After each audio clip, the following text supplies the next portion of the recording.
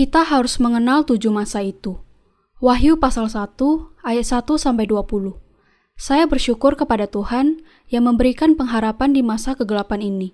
Pengharapan kita adalah bahwa segala sesuatu akan dibukakan seperti yang dituliskan di dalam kitab Wahyu, dan untuk menantikan dengan iman bahwa semua firman nubuatan akan digenapi. Banyak yang sudah dituliskan mengenai kitab Wahyu. Sementara ada banyak teori dan interpretasi dari para ahli, masih tetap sulit untuk menemukan karya yang sungguh-sungguh alkitabiah dalam pendekatannya. Hanya dengan anugerah Allah bahwa saya, setelah memakai waktu yang tidak terhitung banyaknya dan membuat penyelidikan tentang firman Wahyu, bisa menuliskan buku ini. Bahkan, ketika saya menuangkannya, hati saya dipenuhi kebenaran Wahyu. Roh Kudus juga sudah memenuhi saya ketika saya mempersiapkan tafsiran dan khotbah saya untuk buku ini. Tidak terlalu mengejutkan, kemudian, bahwa hati saya akan dipenuhi secara berlimpah akan kerajaan surga dan kerajaan 1000 tahun. Saya juga sampai kepada kesadaran akan betapa mulianya kemartiran di dalam pandangan Tuhan. Sekarang, saya sungguh-sungguh siap untuk membagikan dengan Anda firman hikmat yang ditunjukkan Allah kepada saya dan untuk menolong Anda memahaminya. Saat saya menuliskan buku mengenai kitab Wahyu ini, kemuliaan Allah semakin memenuhi hati saya. Dengan segala terus terang, sebelumnya saya belum pernah menyadari betapa agungnya firman Wahyu ini. Allah menunjukkan kepada Yohanes dunia Yesus Kristus. Apa artinya kata-kata pembukaan Wahyu Yesus Kristus? Definisi secara kamus untuk kata wahyu adalah tindakan menyatakan atau mengkomunikasikan suatu kebenaran ilahi. Wahyu Yesus Kristus, kemudian, berarti pernyataan mengenai apa yang akan terjadi di masa depan dalam hubungannya dengan Yesus Kristus. Dengan kata lain, Allah menunjukkan kepada Yohanes, hamba Yesus Kristus, segala sesuatu yang akan terjadi di masa akhir zaman. Sebelum kita semakin dalam melihat firman Wahyu, ada satu hal yang sebelumnya harus kita yakini, yaitu kita harus yakin apakah firman Wahyu yang tertulis itu bersifat simbolis atau memang kenyataan. Semua yang tertulis di dalam kitab Wahyu pastilah sesuatu kenyataan yang sesungguhnya akan terjadi. Karena melalui penglihatan yang dilihat Yohanes, Allah sudah menyatakan kepada kita secara detail mengenai apa yang akan terjadi di dunia ini. Memang benar bahwa ada beberapa ahli yang mengajukan teori dan interpretasi teologi yang berbeda mengenai nubuat-nubuat yang ada di kitab Wahyu. Juga benar bahwa memang usaha-usaha para ahli itu adalah untuk menyingkap kebenaran mengenai kitab Wahyu dengan seluruh kemampuan terbaik mereka. Tetapi penjelasan hipotesis mereka ternyata membawa lebih banyak kerugian kepada kekristenan karena mereka tidak mengacu kepada kebenaran Alkitab dan hanya menimbulkan munculnya kebingungan. Sebagai contoh, beberapa ahli konservatif mengeluarkan ajaran mengenai amilenialisme, yaitu mereka mengatakan kalau tidak akan ada yang disebut sebagai kerajaan 1000 tahun. Tetapi pandangan itu jauh berbeda dengan kebenaran Alkitabiah. Kerajaan 1000 tahun itu secara nyata ditulis di dalam kitab Wahyu pasal 20, di mana dituliskan bahwa orang-orang kudus bukan hanya akan memerintah di kerajaan ini, tetapi juga hidup bersama dengan Kristus selama 1000 tahun. Pasal 21 mengatakan juga bahwa setelah kerajaan 1000 tahun, orang-orang kudus akan mewarisi langit biru dan bumi baru, dan hidup serta memerintah bersama Kristus sampai selamanya. Semua itu adalah kenyataan. Alkitab mengatakan bahwa semua kebenaran itu harus dipahami bukan sebagai simbol yang akan digenapi di dalam hati orang-orang percaya, tetapi sebagai kenyataan yang akan digenapi di dalam sejarah. Tetapi kalau kita memperhatikan kekristenan zaman sekarang, kita menemukan bahwa banyak di antara mereka yang hanya memiliki harapan yang kecil mengenai kerajaan 1000 tahun. Kalau pandangan mereka itu benar, apakah itu tidak berarti bahwa janji Allah kepada orang-orang percaya ternyata hanyalah kata-kata kosong saja? Kalau tidak ada yang dinamakan sebagai kerajaan 1000 tahun yang menantikan orang-orang percaya, bukankah langit dan bumi baru juga tidak ada, dan kemudian iman mereka yang sudah diselamatkan melalui percaya kepada Yesus sebagai juru selamat juga akan menjadi sia-sia? Dalam hal yang sama, banyak teolog dan hamba Tuhan sekarang yang mengatakan bahwa tanda 666 yang dinubuatkan di dalam kitab Wahyu itu juga hanya simbol saja. Tetapi jangan salah, ketika tiba hari penggenapan nubuat itu, iman orang-orang yang percaya kepada pengejaran seperti itu akan didapati hanyalah seperti bangunan yang dibangun di atas pasir. Kalau mereka yang percaya kepada Yesus tidak percaya kepada firman kebenaran yang dinyatakan kepada mereka di dalam Alkitab, mereka juga akan diperlakukan sama oleh Allah seperti orang-orang tidak percaya. Ini berarti bahwa mereka tidak hanya tidak mengenal Injil air dan roh yang diberikan Allah, tetapi juga bahwa Roh Kudus tidak berdiam di dalam hati mereka. Inilah sebabnya hati mereka tidak memiliki pengharapan akan kerajaan 1000 tahun atau langit dan bumi baru yang dinubuatkan Allah bagi kita. Bahkan, kalaupun mereka percaya kepada Yesus, mereka belum percaya kepadanya sesuai dengan sabda tertulis firman Allah.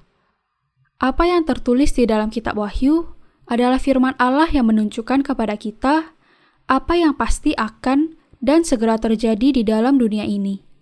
Pasal 2 dan 3 dari kitab Wahyu menulis surat peringatan kepada ketujuh jemaat di Asia. Di dalam surat itu, ditemukan pujian dan juga teguran Allah kepada ketujuh jemaat itu. Secara khusus, Allah menjanjikan mahkota kehidupan kepada mereka yang bertahan di dalam kesetiaan dan menang atas kesusahan mereka. Ini berarti bahwa akan ada kemartiran yang menantikan semua orang percaya di akhir zaman. Kitab Wahyu adalah mengenai kemartiran orang-orang kudus, kebangkitan, dan pengangkatan mereka, dan janji mengenai kerajaan 1000 tahun, dan langit, dan bumi baru yang diberikan Allah kepada mereka. Kitab Wahyu bisa menjadi penghiburan dan berkat yang sangat besar kepada mereka yang percaya kepadanya dalam kepastian akan adanya kemartiran. Tetapi hanya sedikit yang bisa ditawarkan kepada mereka yang tidak percaya kepadanya. Kita dengan demikian bisa hidup dalam keteguhan dengan berpegang kepada iman kita kepada firman janji yang tertulis di dalam kitab Wahyu mengenai kebenaran tentang akhir zaman.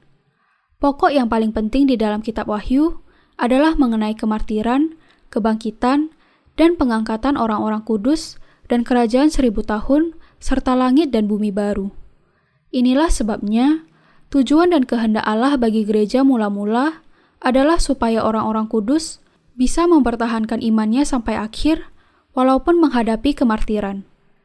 Ini karena Allah merancangkan semuanya ini sehingga ia berbicara mengenai kemartiran orang-orang kudus. Allah sudah mengatakan kepada kita, dengan kata lain, bahwa semua orang-orang kudus akan menghadapi kemartiran di akhir zaman. Pemahaman yang penuh mengenai pasal 1-6 adalah sangat penting untuk bisa mengerti kitab Wahyu secara keseluruhan. Pasal 1 bisa dikatakan sebagai pendahuluan, sementara pasal 2 dan 3 berbicara mengenai kemartiran orang-orang kudus di zaman gereja mula-mula. Pasal 4 mengatakan mengenai duduknya Kristus di tata Allah. Pasal 5 mengatakan mengenai Yesus Kristus membuka materai mengenai rancangan Bapa dan penggenapannya.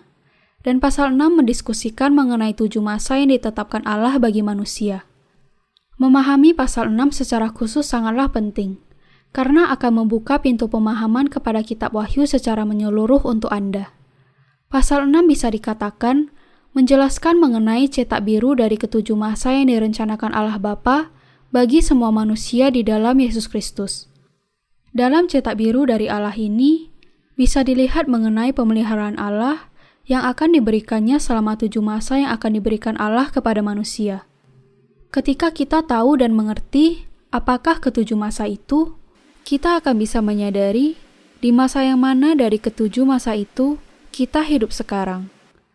Kita juga akan menyadari iman yang bagaimana yang diperlukan dalam menjalani masa kuda hijau kuning, masa di mana antikristus akan datang. Seperti yang dijelaskan di dalam kitab Wahyu 6, ketika materai pertama dibuka, akan muncul pengendara kuda putih. Pengendaranya membawa sebuah panah, ia diberi mahkota, lalu ia maju sebagai pemenang untuk merebut kemenangan. Pengendara dari kuda putih di sini menunjuk kepada Yesus Kristus. Sementara ia membawa panah, berarti bahwa ia terus-menerus berperang, melawan dan mengalahkan iblis. Dari sudut pandang yang lain, masa kuda putih ini menunjuk kepada masa kemenangan Injil air dan roh yang diberikan Allah kepada dunia ini. Dan masa ini akan terus berlanjut sampai semua tujuan dan rancangan Allah dipenuhi. Masa yang kedua adalah masa kuda merah. Ini menunjuk kepada datangnya masa iblis, di mana iblis akan menipu hati manusia untuk mengadakan peperangan, menghilangkan damai dari dunia, dan menganiaya orang-orang kudus. Setelah masa kuda merah, datanglah masa kuda hitam ketika kelaparan menyerang baik kepada jiwa maupun badan manusia. Anda dan saya sekarang hidup di masa kelaparan jasmani dan rohani. Ketika masa ini kemudian diikuti oleh masa kuda hijau kuning tidak lama lagi, Antikristus akan muncul, dan dengan kemunculannya dunia akan jatuh ke dalam bencana yang mematikan. Masa kuda hijau kuning adalah masa yang keempat. Di masa ini, dunia akan ditimpa malapetaka ketujuh sangkakala, di mana sepertiga hutan akan terbakar, sepertiga lautan menjadi darah, dan sepertiga matahari dan bulan setelah diserang menjadi gelap. Masa yang kelima adalah masa kebangkitan dan pengangkatan orang-orang kudus, seperti yang tertulis di dalam Wahyu pasal 6 ayat 9-10. Dan ketika anak domba itu membuka materai yang kelima, aku melihat di bawah mezbah jiwa-jiwa mereka yang telah dibunuh oleh karena firman Allah dan oleh karena kesaksian yang mereka miliki.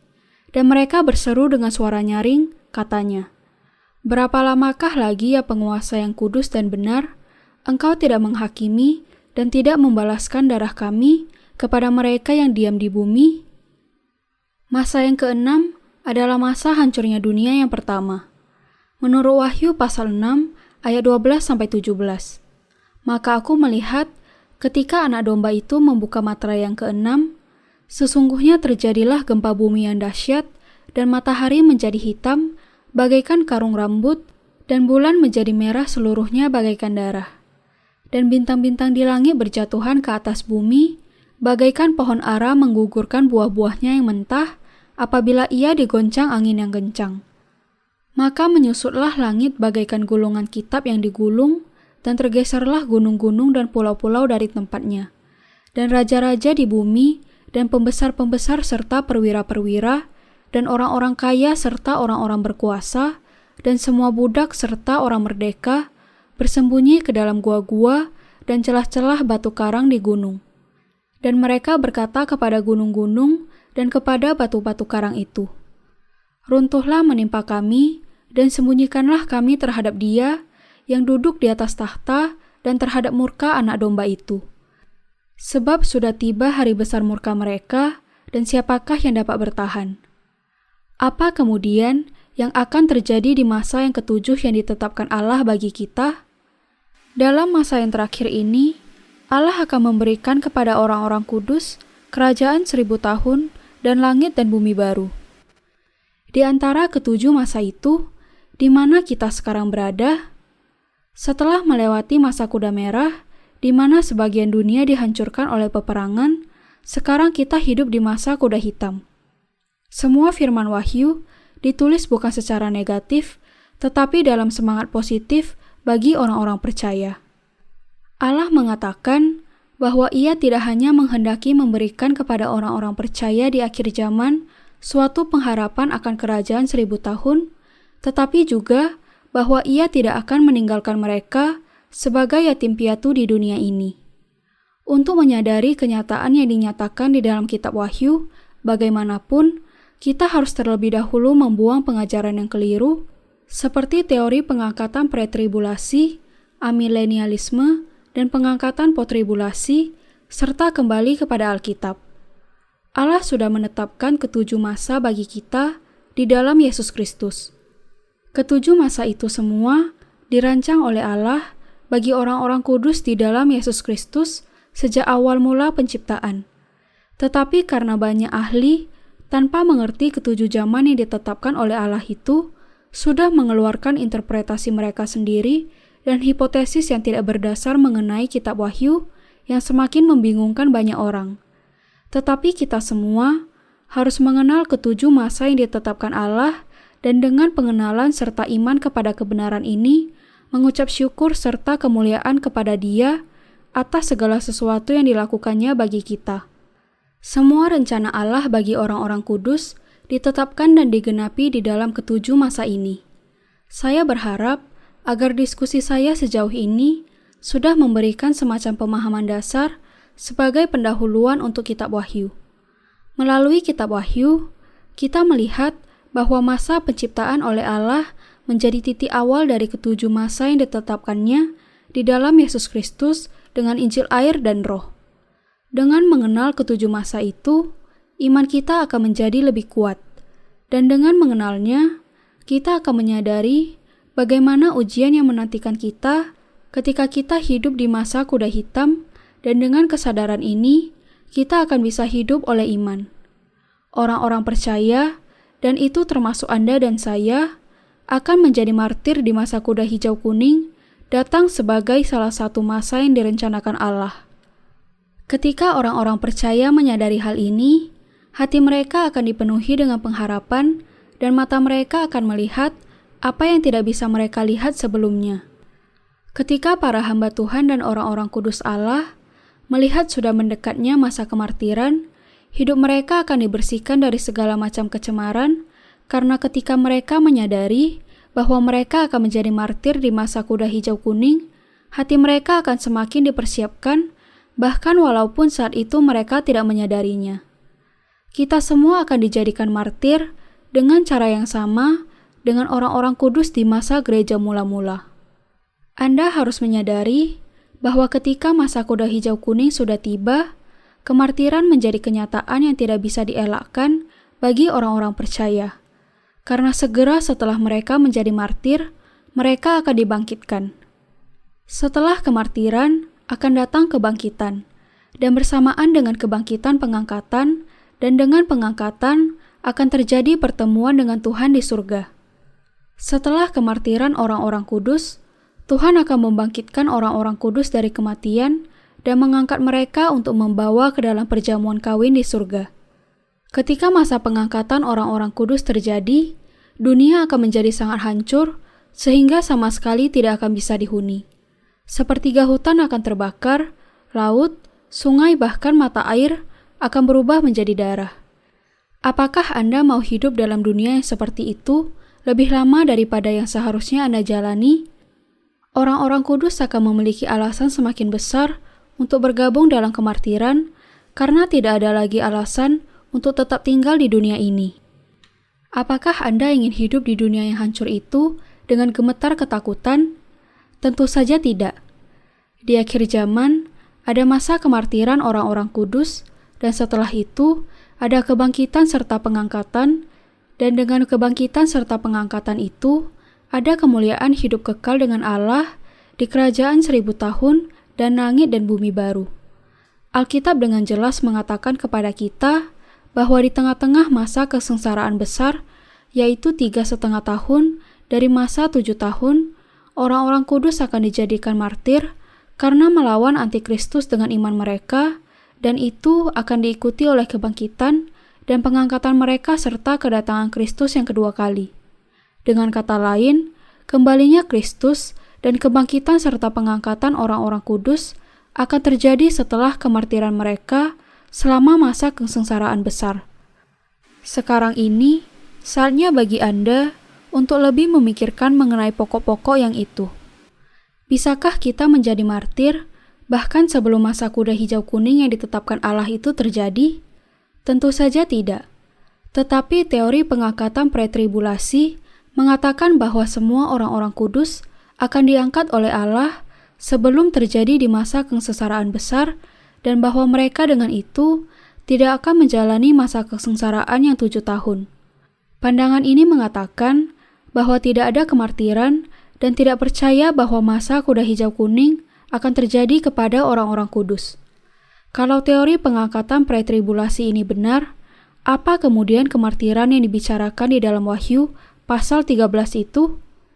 Dikatakan di sini secara jelas bahwa orang-orang kudus itu akan dijadikan martir karena mereka, yang namanya tercatat di dalam kitab kehidupan Allah, tidak akan tunduk kepada iblis. Mereka yang mengajarkan teori pengangkatan post-tribulasi juga kurang memahami mengenai zaman kuda hijau kuning dan kemartiran, kebangkitan, serta pengangkatan orang-orang kudus. Menurut hipotesis ini, orang-orang kudus akan tetap ada di bumi sampai sangkakala ketujuh malapetaka dibunyikan. Tetapi kitab Wahyu mengatakan kepada kita secara jelas sekali bahwa kebangkitan dan pengangkatan orang-orang kudus akan terjadi ketika malaikat yang terakhir membunyikan sangkakalanya sebelum, dengan kata lain, ketujuh cawan murka Allah akan dicurahkan. Inilah sebabnya kitab Wahyu memberikan berkat dan penghiburan yang besar kepada orang-orang yang percaya kepada Injil air dan Roh. Amilenialisme hanya memberikan kekecewaan dan kebingungan kepada manusia, dan ini bukan kebenaran. Yang dijanjikan Tuhan kita kepada murid-muridnya, bahwa orang-orang kudus akan diberi upah hak untuk berkuasa atas 5 atau ke-10 kota, adalah mengenai apa yang akan terjadi di kerajaan 1000 tahun. Anda harus ingat bahwa pandangan hipotesis seperti doktrin pengangkatan pretribulasi, pengangkatan post-tribulasi, dan amilenialisme adalah pandangan yang tidak berdasar, yang hanya menimbulkan ketidakpercayaan dan kebingungan di antara orang percaya. Mengapa kemudian Allah memberikan kitab Wahyu kepada kita? Ia memberikan kepada kita kitab Wahyu untuk menunjukkan kepada kita penyediaannya sepanjang 7 masa dan untuk memberikan kepada mereka yang menjadi murid-murid Yesus pengharapan yang sungguh akan kerajaan surga. Bahkan sekarang, segala sesuatu terjadi sesuai dengan yang direncanakan Allah. Masa di mana kita hidup sekarang adalah masa kuda hitam. Dan tidak lama lagi, masa kuda hitam ini akan segera berlalu dan masa kuda hijau kuning akan segera datang. Dan dengan masa kuda hijau kuning, akan dimulai masa kemartiran orang-orang kudus dengan masa antikristus. Masa ini adalah masa di mana seluruh dunia ini akan bergabung dan menjadi satu di bawah kedaulatan tunggal dari antikristus. Murid-murid Yesus harus bersiap-siap sekarang dan siap untuk menghadapi segera datangnya masa kuda hijau kuning.